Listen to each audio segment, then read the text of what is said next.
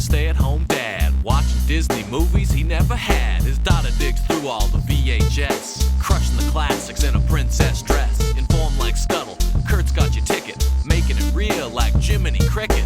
Most are off the Captain Hook, but if the Tweedledum, he'll be taking more shots than Bambi's mom. Leaves him raised like Simba, or cracked like the beach dishes. He'll show you a whole new world, you won't need 3 wishes.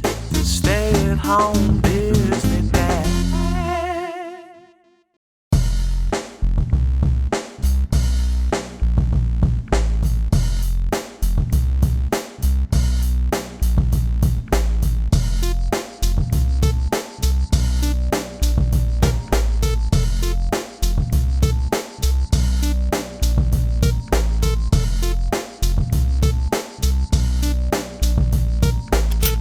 And on the other side of episode 200, let's kick off Adult August. Yeah, I'm going to run 4 movies that I don't think are child-friendly, but are still Disney movies. Up first, we have Newsies. I feel like I should know what this is, but I do not. Let's press play. Ad for Encino Man. That is not a Disney movie, or is it? I don't...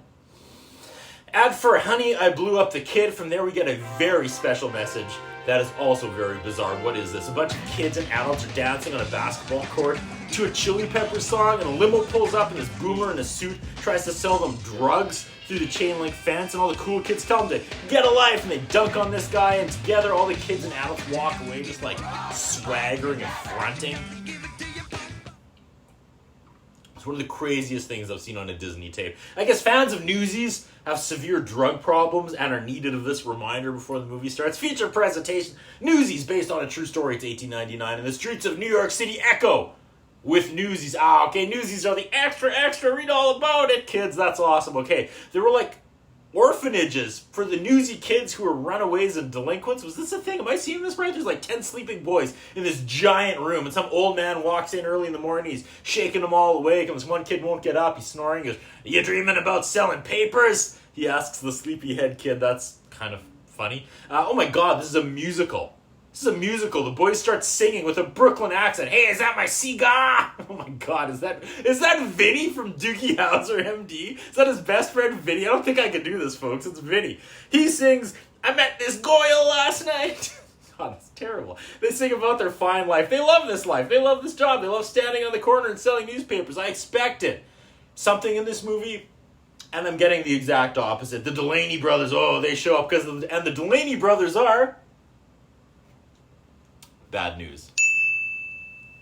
This movie is like Boy Annie. The first song has been going on for, I swear, 10 minutes. They stop singing so they can act out a little skit, but then the song starts right back up again, over and over. Oh, okay, I gotta look this up. I'm sorry, I don't usually do this, but I'm so lost with Newsies. Okay, these guys live together. They love their job as New York Newsies, but there's also competing newsy bullies. These kids go to like some guy behind a gate to buy the papers they're about to sell. Okay, so hold on. Google. In this musical, homeless New York City newsboy Jack Cowboy Kelly, played by Christian Bale, Kelly befriends 2 newcomers to the trade, brothers David and Les, when publisher Joseph Pulitzer sets new rules that make it harder for the young newspaper salesman to make a buck. The boys go on to strike. Brian Denton, a journalist who's sympathetic to their plight, gives them some tips in public relations as the newsboys' battle grips the city. And that's Batman. Bale partners with a young kid. He's 10, but Bale tells him to tell people he's only 7, because young kids sell more papers. Trolley strike drags on for a 3rd week as the headline, and the newspaper owner, Mr. Pulitzer, hates that boring headline. He loves the competing newspaper's headline, however, that says, "Nude corpse on rails not connected to trolley strike." Oh, it's Adult August. Circulation wars are cutting into their profits. The millionaire news guy looks out of his window at New York City below and says, "There's money out there and I want more of it." Batman is selling newspapers. Bale is showing the 7-year-old how to act sick, to be more sympathetic, to sell more newspapers. Some other kid says, "My dad told me not to lie." Bale says, "My dad told me not to starve." Some guy in black shows up and chases the future machinist. It's a foot race. He wants to take Bale back to the refuge. I'm in the middle of looking up what a refuge is, and they actually explain it. His name is Sullivan. He's Warden Sullivan, and Bale was in a kid's prison, and he's chasing him to recatch Bale and put him back in prison. A kid's prison is a refuge back in the day. They hide in a whorehouse. Kelly is a charmer with one of the particular ladies of the night, and they kind of insinuate that Bale is a customer of hers. How old are these kids supposed to be? There's a clown selling candy. The gal, I guess, isn't actually a prostitute. She's like a sexy performer. She gets on the stage and dances for a room full of hooting and hollering men. Oh, Bale says, she's a friend of my dad's. That's funny. So his dad pays for sex. Bale says his parents are actually out in Santa Fe right now looking for the best ranch. And once they find that best ranch, they're going to send for him. Oh, sweetie, they're not coming back for you. There's a fire. Some of the strikers lit the fire, or anti-strikers lit the fire. I don't know. David and his little brother, that's the guy, invite Jack over for supper. These brothers are just starting out as newsies, and Jack is telling the kids' parents that they're great. They'll make a bunch of money as newsies. Jack meets their, of course, hot sister, and you can cut the tension with a knife. The little one falls asleep and starts singing the song the prostitute lady was dancing to on stage for the men, and that was pretty funny. Okay, I guess David's dad got fired from his job because he hurt his arm, and there's no union to protect him. They ask Jack to stay the night. Jack says, nah, I got a place. And he walks away singing, so that's what they call a family, a mother, father, and daughter. I can't do this. Singing Teenage Christian Bale is such a trip. To make more money, the newspaper bigwigs decide to charge the newsies more per paper. See, I guess they have to buy the papers before they sell them for a profit. That seems like an unfair business model. Anyway, to make more money, his underlings tell him we need to charge more per paper, but Pulitzer, the boss, says no. The idea guys say it's either that or cut salaries from the top, and Pulitzer really doesn't like that idea, so jack up the price it is. The news hits the newsies the next day, and they wonder why they're getting jerked around. They decide to strike, get all the newsies everywhere together, and if they don't agree to strike, like all the other newsies, they'll bust their heads. Solid plan. The rich newspaper owners run the city, and we're a bunch of street rats. Do we take their crap or do we strike? They sing a song called What'll It Take to Stop the Scabbers. That's a fun song, man. That should have been my wedding song. What'll it take to stop the Scabbers? This whole movie reminds me of that Mick DLT ad with George Costanza, the way he walks down the middle of the street talking to people on both sides, and they hang on his every word. That's like 90% of the shots of this movie. They want Jack to take their demands to Pulitzer, the newspaper pusher. The newsies have demands. Someone from another paper, though, wants to interview David. Why? Who's going to read it? Anyway, Jack Kelly got tossed out by Pulitzer in negotiations because he won't talk turkey. No negotiations. No one wants to go to Brooklyn and talk to their newsies, but then the main kids go to Brooklyn to talk to their newsies. The Brooklyn newsies are all talking tough, and man, it's so weird. These little kids are talking like gangsters and like smoking cigars. They talk to Spot Collins because he's the most famous and well-respected newsie over there, and if he's on their side, then everyone will be on their side, but Spot Collins ain't sold. He's worried the other children will run when an adult with a club comes at them. Time for another song. Let us seize the day. Speaking of seizing the day, do you think Doogie Howser's Vinny, like the actor, manages to drop the fact that he was in a movie with Christian Bale in every single conversation he's ever had since? No shade, I would.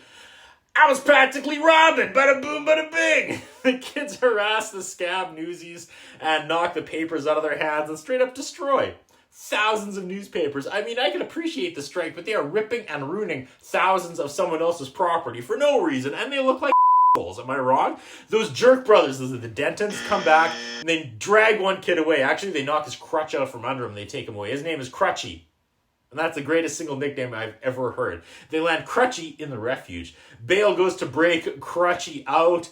Now the kids stand outside the newspaper company and they sing a cappella. Then it turns into Stomp as they bang cans like drums, and they have this huge flash mob dance. And after they finish their little performance, they're all waiting. And then suddenly just a mob of adults come rushing out with chains and bats and come beating on them. Thank you. That should happen in every musical. Just when things are bleak, Spot Collins shows up on the roof and says, "Never fear, Brooklyn's here!" And he and his crew use slingshots and take out the mean adults. Spot Collins and the Brooklyn psychopaths join the rumble, and the adults are scared and run away. And yeah, I can see that. These guys are insane. These songs, like the movie songs, they suck, I'll be honest. The boys love this newspaper guy, though. He gets them on the front page of this other paper, which I guess is still being delivered somehow. They all sing about how they're the kings of New York, and the adult reporter just joins these kids and starts singing and dancing along with them. Oh, God. To get more attention, they're going to have an insert old-timey word that I don't know what it is. They cheer Mr. Denton, the reporter. That's the guy that likes him. Crutchy lets it slip that he knows Jack from the newspaper. Mr. Snyder, the refuge warden, wants to know all about Jack. Mr. Snyder from the refuge comes to the orphanage, like the Newsy orphanage, asking for Jack Kelly, and the kids are all smart to him, and they won't narc him out. The guy's sister wakes up one morning, and she looks out her window, and there's Jack just sleeping on her fire escape like a perv. But she's all flirty. Like, gal just woke up. She's not groggy and doesn't have to pee. She's flirty. She takes him to the roof, and up there he starts boxing some hanging laundry, because nothing turns girls on faster than punching slacks. He's trying to impress her with tales of Santa Fe, and he's like, "You should see the Santa Fe sun." She goes, "It's the same sun as here." Shot down, Christian Bale. The rally is coming. The newspaper guy calls his men together and reveals that convicted escaped Jack Kelly. His real name is Francis Sullivan. And he's the leader of this resistance. And the police should arrest him in public, make an example of him in front of everyone, so everyone can see what happens to someone who tries to rise up and lead. American Psycho is rallying the troops, and they're like, "We gotta quit soaking the scabs." "Nah, man, we can't keep soaking them scabs." They keep calling themselves street rats. And Vinny is like, "Great speech, Jack." They ask Spot Collins what he says, and Spot Collins says, "What you say is what I say you say." Perfect. Time for a rally, but not before we go back to the lady dancing and singing for all the underage newsy boys. She sings about sticking out her chest, and this could backfire. Because if I'm a 17-year-old boy, I'm realizing there's way more important things to fight over than a paper increase. You know what I mean? Warden Snyder spots Jack in the crowd and whistles for his backup, and the New York cops burst in. They chase Jack, but I want to say they make a daring escape, but at one point, a brother puts Jack on a swing and pushes him feet first into the face of Warden Snyder. I mean, come on, man. Kids are getting clubbed. Jack gets an uppercut that lifts him off his feet in the staircase, and he falls backwards into a crowd of cops who crowd surf his body like he's Jesus or something. That was a great visual. He's in court now. All the kids are in court. The kids are fined $5. The newspaper guy, Denton, says, "I'll pay all the fines, all of them." Jack is up next, though. And not even the Sun, that's Denton's paper, covered the rally. So Jack wasn't in any of the papers. Nobody knows about the rally. All the adults bury Jack in court, and he's set to incarceration until the age of 21. The movie should just end here. That's what you get when you try. You get crushed if you're the little guy. They wonder whether the Sun newspaper didn't print the story. Denton says it never happened. Because it was not in the papers, it never happened. And the paper didn't want to print it, so it never happened. I guess it never happened. And then he's been reassigned to a different story. So bye, kids. Sadness. It's over, boys. It's all over. You lost. See what happens when you try? Vinny and the boys show up outside the jail with a rope to break out bail, but the adults are moving bail somewhere else. So they follow him. Dave actually is a stowaway underneath the main horse and carriage, and when they take bail inside the other place, he starts removing bolts that connect the carriage to the horse. Inside, it's time to pay. It's time for Christian Bale to pay the piper. Is that a joke or something? Even though he's still cracking wise, the main paper guy, Palter, is scolding him. He's like, "When I was your age, I was in a war." There's a vague bribe, and Bale calls him out on it. He's like, "I'm not."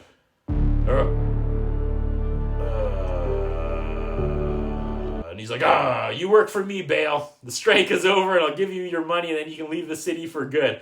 That's a good deal. I would take that deal, just like I self-edited myself. "I must scare you real bad," he says. Paper guy switches gears. Now he's going to put David in the refuge. He's like, him in jail will kill his family. They bring him back outside, and all Jack's friends yell, "Jack, come on!" And the grown-ups did not expect Jack to suddenly slide down the handrail to freedom. But he does. But the damage is also done, and Bale has changed. He's in David's face telling him, "You have a family. You need to stop this. Go run away." David runs away, and Christian Bale sings a ballad and shows up the next day in a suit. He's a scab. He's ready to deliver papers. His ex-crew want to tear him apart. Now David gets his revenge, and he calls him a liar in front of everyone. Bale says, "Hey, I don't have someone to tuck me in at night like you do. All I have is myself."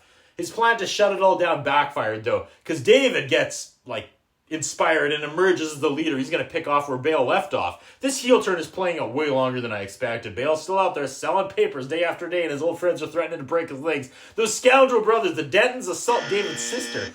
They toss the little one in a puddle, and then they drag the sister to the alley where they vaguely threaten to sexually assault her. David comes running in, and they beat the crap out of David. Someone flashes the bat signal, and Bale watches on, and finally he's seen enough. Into the alley he goes, throwing hands. It's 1-on-2, and he beats them both up, and he does it for Crutchy. They run away, and they're like, "We're going to get you arrested." Bale tells David, "I guess I can't be something I ain't."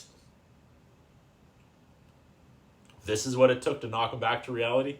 Reunited, they go to Denton, the Sun paper guy, and want to work a new angle, child labor, selling papers. They do. The one voice becomes two, and then it's a million speech goes down, and Bale now wants to print his own newspaper, and they ask Denton to do it. Christian Bale looks about 10 years older now than he did at the start of this movie. All they need is a printing press, and luckily, they know a guy, or they know a place. They break into one of Pulitzer's old printing houses, and the children are now completely working a newspaper company. They write, they edit, and they press all these newspapers. I gotta be honest, I broke this movie up over 2 days, and I am over it. I'm bored. I'm sorry. I want to be into this, but I just can't get into it. There's another song, and it's the next day. They're all delivering this new newspaper for free, so yeah, that'll show them. Y'all worked 48 hours straight for no money. That's a way worse deal. Denton is talking to someone important who is interested in the story, but I missed who this guy is. The Newsies are all standing around waiting for something, and suddenly an entire mob comes around the corner waving the free paper and cheering, and the entire world is now up in arms and outraged about the crappy treatment of the Newsies. Again, huge props to hiring hundreds of extras for this one scene. Back then, you couldn't fake these shots with CG and or AI. Now, Bale and David are back in the office with the head paper guy, Pulitzer, who's like, I gave you the chance to be free. Anyone who doesn't act with their own self-interest is a fool. David's like, what does that make you? Every day, you lose hundreds of dollars just to fight us over a tiny raise in daily paper prices. Now Bale and the newspaper guy argue back and forth about who should listen to who, and we get the, you can put me in jail again, but it won't stop this. It's bigger than me now, speech from Christian Bale. Sometimes it's just a pat on the back from an out. Pulitzer holds up the homemade newspaper and demands to know whose press they used, and Bale says, we only use the best. Speaking of Snap, speaking of Snap, Bale says, we got the power. Bale walks out to the mob and announces, we beat it, the little guy won, the giant corporation was toppled. I mean, not really. The newspaper guys are still going to make their millions off the backs of the underpaid newsies, but they didn't get the little raise of daily papers. The police come and Bale is scared, but he no longer has to be scared because Warden Snyder is actually the one being arrested, and Crutchy dunks on him. Okay, I will say the non-singing music in this movie is really rad, like the score, like the symphony stuff. We see Teddy Roosevelt, that's who Denton was talking to before. Roosevelt is happy the story was brought to his attention. David's sister smiles, I'll come hither at Christian Bale, and she probably won't be the last girl to do this. So Bale gets asked to be dropped off at the train tracks, though. This guy's like Frosty the Snowman. There's more child labor in other towns that need his help. He's gone, but he'll be back again one day. It's the next day, the Newsies are singing again, everything is back to normal, they pick up their papers again for the regular price, but then Christian Jack Bale comes back to town, and he's like, I still got things to do here, and I have family here. What a twist. This guy needs attention so badly. He asks David, what's the headline today, Dave? And David says, hey, headlines don't sell papers. Newsies sell papers. Oh, and I want to throw myself off the back of my couch. David's sister pushes her way through the crowd and forces herself on Christian Bale, and everybody cheers. I've had enough. A flash mob breaks out. I don't know, folks. I don't know if it was just grumpy day 2, but I wasn't having fun today. I mean, I'm supposed to be watching cartoons with my kid. Now I'm watching this by myself for August, and I don't know. I just don't know. One more song. They use the term muckety mucks. I thought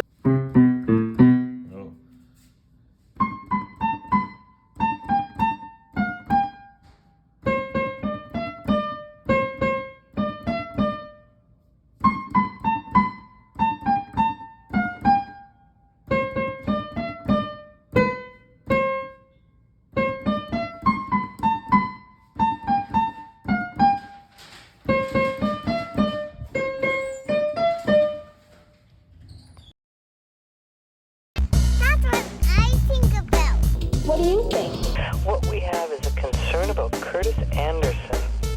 His interviewing style is not the best.